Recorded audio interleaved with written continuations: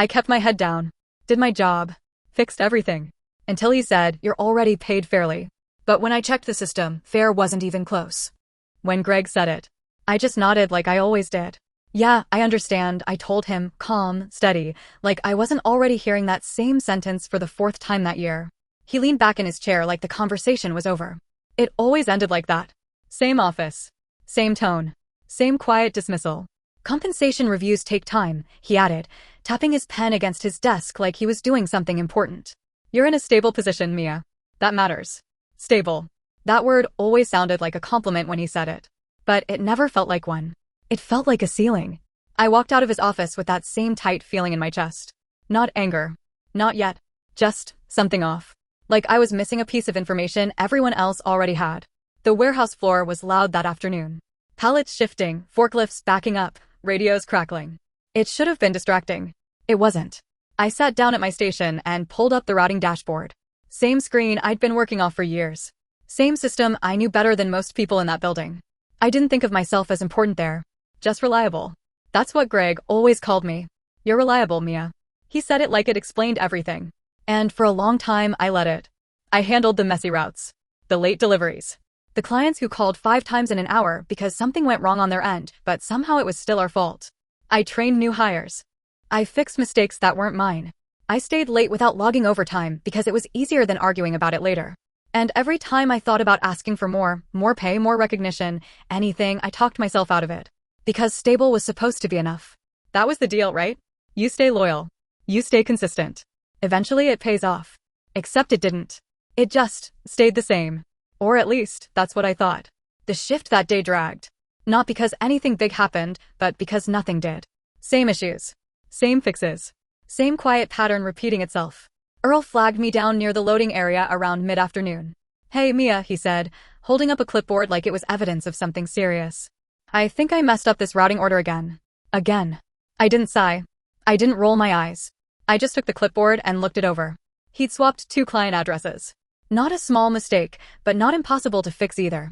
I'll handle it, I said. Thanks, he replied quickly, already stepping back like the problem wasn't his anymore. That was normal. Dean walked past us a minute later, barely glancing in our direction. You good? He asked, not really waiting for an answer. Yeah, I said. He nodded once and kept moving. Also normal. Everyone stayed in their lane. Or at least, they pretended to. I went back to my station and fixed the routing issue before it could escalate. Called the client, adjusted the delivery sequence, made sure it didn't turn into a bigger problem. No one asked me to do that. I just did. Because if I didn't, it would come back around anyway. That's how it always worked. By the time my shift ended, my head felt heavy in that dull, familiar way. Not overwhelmed. Just drained in a way that didn't feel like it led anywhere. I clocked out and walked to the small coffee shop across the street. It wasn't anything special. Same barista most nights. Same low hum of conversation. Same burnt smell from the espresso machine that never quite went away. I ordered the same thing I always did. Black coffee. I wasn't even really craving it. I just needed a place to sit where no one was asking me for anything. Cole was already there when I walked in. He waved when he saw me. Hey, Mia, he said, like we were actual friends and not just coworkers who happened to end up in the same place. He was new. Still had that energy. That sense that everything at work was temporary and kind of interesting. Hey, I said, sliding into the seat across from him. We talked about nothing for a while. Work stuff, mostly. Small things. The kind of conversations that don't matter but fill the space. He mentioned how confusing the routing system was at first. I don't know how you keep all of it straight, he said. I'm still trying to remember half the client codes. You get used to it, I told him. That part was true. You've been there a while, right? He asked. Almost 5 years. He let out a low whistle. Okay, yeah, that makes sense then. I shrugged. It's not that complicated once you've seen everything go wrong at least once. He laughed at that. Then there was a pause. Not awkward. Just one of those small gaps where the conversation could have gone anywhere. And that's when he said it. I mean, it's worth it though, he added casually. The pay's actually better than I expected starting out. I didn't think much of it at first. Yeah? I asked, taking a sip of my coffee. Yeah, he said. I was worried I'd be stuck at something lower, but they started me at a pretty solid rate. I nodded.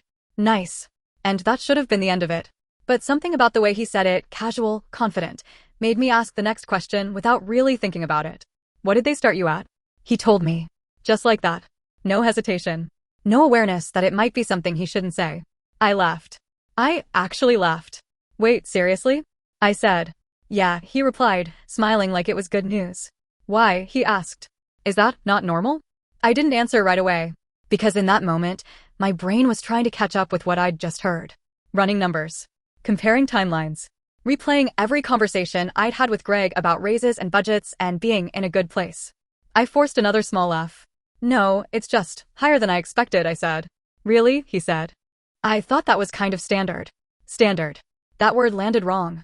I nodded again, even though everything inside me felt off. Yeah, I said. Maybe it is. We changed the subject after that. Or at least he did. I didn't. Because the entire time he kept talking, I was still stuck on that number. Going over it again and again. Trying to figure out how someone with less experience, less responsibility, less time, could be making that much. And what that said about me. Or about them. Or about everything I'd been told for the past 5 years. I left the coffee shop not long after. I don't remember the walk back to my apartment. I remember unlocking the door, dropping my bag, sitting down on the edge of my bed without turning on the lights, and just sitting there, quiet, because something had shifted. Not dramatically.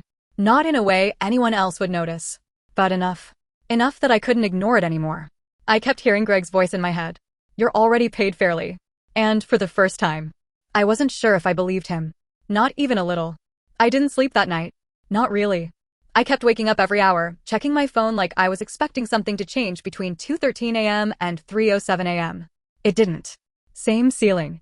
Same quiet apartment. Same number stuck in my head. Cole's salary. I tried to talk myself out of it. Tried to make it make sense. Maybe he negotiated better. Maybe they were desperate to hire. Maybe I missed my chance somewhere along the way. There were a lot of maybes. None of them felt right. By the time my alarm went off, I already felt exhausted. But it wasn't the kind of tired that makes you slow. It was the kind that sharpens everything. Like my brain had decided it wasn't going to let this go. Work felt different the second I walked in. Nothing had changed. That was the problem. Same warehouse noise. Same chatter on the radios. Same routine. But now I was noticing things I hadn't before. Who got pulled into meetings? Who didn't? Who left on time? Who stayed late? Who got asked to fix things and who didn't? I sat down at my station and logged into the system. For a few minutes, I just stared at the dashboard. Same screen I'd seen thousands of times. Except now I wasn't looking at it the same way. I wasn't just doing my job anymore. I was looking for something. I didn't start digging right away. I told myself I wasn't going to. That I was overreacting. That I didn't need to go there. But that thought didn't last long. Around mid-morning, I opened one of the internal folders we used for route documentation. Nothing unusual. Just files, spreadsheets, notes. But it reminded me of something. How much access we actually had. Not officially. Not in a way anyone talked about. But the system wasn't locked down the way it should have been. It never had been. People trusted each other to stay in their lane. I guess I had too. Until now. I clicked into another folder. Then another. I wasn't even sure what I was looking for yet. Just patterns. Information. Anything that could explain that number. After a while, I found it. Not a single file. Not something labeled clearly. But pieces. Fragments that started connecting. Salary ranges. Internal notes. Old onboarding documents that hadn't been archived properly. It wasn't clean. It wasn't organized. But it was enough. And once I saw it, I couldn't unsee it. I leaned back in my chair and stared at the screen. Because it wasn't just Cole. That's what I had expected. Some one-off explanation. Some weird exception. That would have been easier. It wasn't. Every male courier in my role was making more than me. Some by a little. Some by a lot. Dean was higher. Earl was higher. Even one of the newer hires I barely interacted with was higher. The only thing they had in common wasn't experience. Wasn't performance. It wasn't anything Greg had ever talked about in those meetings. It was just them and me. I minimized the window quickly when someone walked past. Not because I was doing something illegal, but because it felt like I wasn't supposed to see it, which made it worse. I went back to my normal tasks. Answered emails. Fixed a routing delay. Took a call from a client who sounded like he'd been waiting all morning to complain about something. I handled it. Like always. But everything felt off. Like I was playing a role I didn't fully believe in anymore. At lunch, I sat outside near the loading dock with my phone in my hand, not really looking at anything. Dean walked over and dropped into the seat across from me. You look tired, he said. Didn't sleep much, I replied. Yeah, same, he said, stretching his arms out. These early shifts are killing me. I nodded. He started talking about something else. Weekend plans. Some trip he was thinking about taking. I barely heard him. Instead, I found myself watching him. Not in a weird way. Just noticing how relaxed he was. How easy everything seemed for him. He complained about work sometimes, sure. Everyone did. But it didn't stick to him the way it stuck to me. He didn't carry it home. He didn't sit up at night running numbers in his head. He just moved on. Hey, you good? He asked after a second. Yeah, I said quickly. Just tired. He shrugged. Same. I'm counting down to the weekend. I forced a small smile. Yeah. He stood up a minute later and headed back inside. I stayed where I was. Because I didn't trust myself to act normal yet. Not until I figured out what I was going to do with what I knew. That was the part that kept looping in my head. Not the unfairness. Not even the anger. Just the question. What now? I could go to Greg again. But I already knew how that would go. I could go to Nell. But Nell avoided anything that looked like conflict. Everyone knew that. She'd listen. Nod. Tell me she'd look into it. And then nothing would happen. Or worse. Greg would find out I went around him. And then things would get even tighter. More controlled. More uncomfortable. I sat there for a long time. Long enough that my break ended without me noticing. Eventually, I stood up and went back inside. Not because I had a plan. But because doing nothing wasn't an option anymore. That afternoon, I opened those folders again. More carefully this time. I didn't rush. I didn't click randomly. I paid attention. Took mental notes. Names. Numbers. Dates. I didn't save anything yet. Didn't copy anything. Just looked. Because the more I saw, the clearer it became. This wasn't a mistake. It wasn't an oversight. It was a pattern. A quiet one. The kind that doesn't get noticed unless someone is looking for it. And I hadn't been. Not until now. Around the end of the day, Greg walked past my station. Everything good? He asked without stopping. Yeah, I said. He nodded once. Good. And kept walking. Like nothing had changed. Like I hadn't just spent hours realizing that everything he'd told me for the past 5 years didn't line up with reality. I watched him walk away. And for the first time, I didn't feel unsure. I didn't feel confused. I didn't even feel angry. Not yet. Just clear. Because now I knew. And once you know something like that, you don't really go back to how things were before. You either ignore it, or you do something about it. I went home that night and opened my laptop. Not the work system. My own. And I started writing things down. Names. Numbers. What I'd seen. Where I'd found it. I didn't know exactly why I was doing it yet. Just that I needed a record. Something that didn't rely on memory. Something real. Something I could come back to. Because a part of me already knew. This wasn't going to end with another conversation in Greg's office. Not this time. I didn't go to Greg right away. That would have been the old version of me. The one who still thought if I just explained things clearly enough, showed enough proof, stayed calm enough, it would fix something. I knew better now. So I waited. Not in a dramatic way. I still showed up. Still did my job. Still answered emails and fixed routes and handled clients. But something had changed. I stopped rushing to clean up everything the second it went wrong. I stopped jumping in before anyone even realized there was a problem. I let things sit. At first, it felt wrong.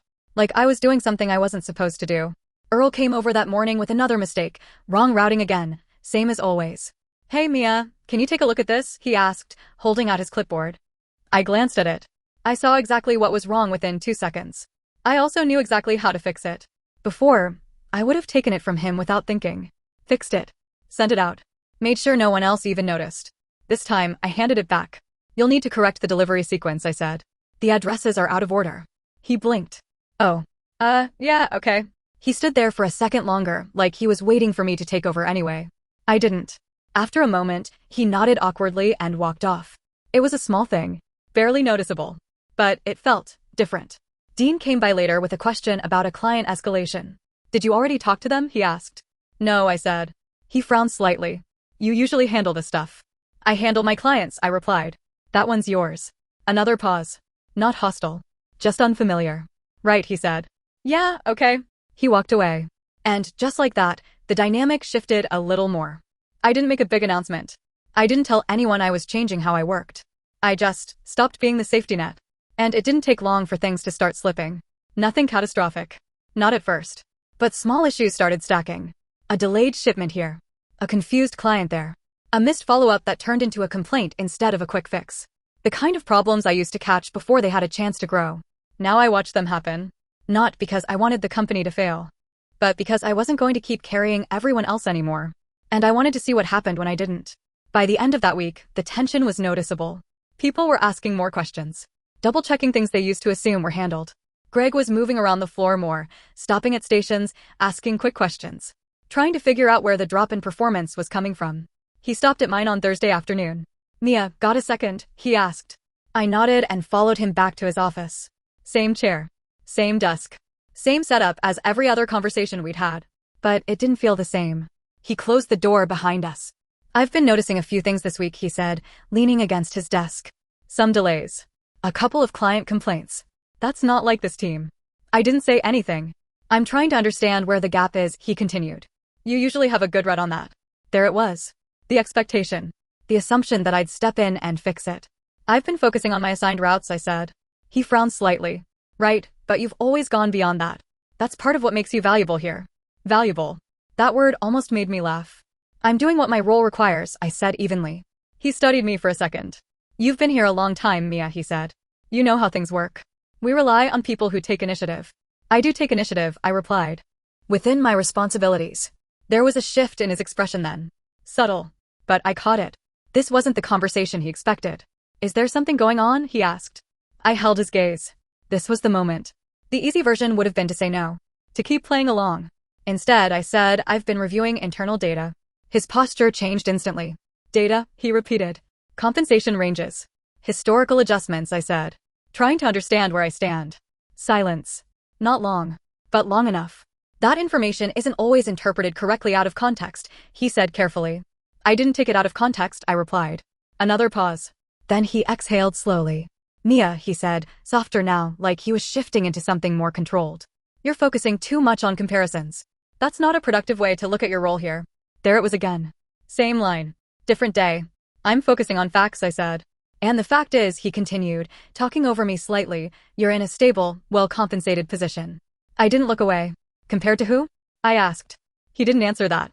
Instead, he straightened up. I think it would be best if we revisit this during your next formal review, he said. That's the appropriate channel. Of course it was. Everything was always pushed to later. Some future conversation that never actually changed anything. I stood up. Okay, I said. And that was it. No raised voices.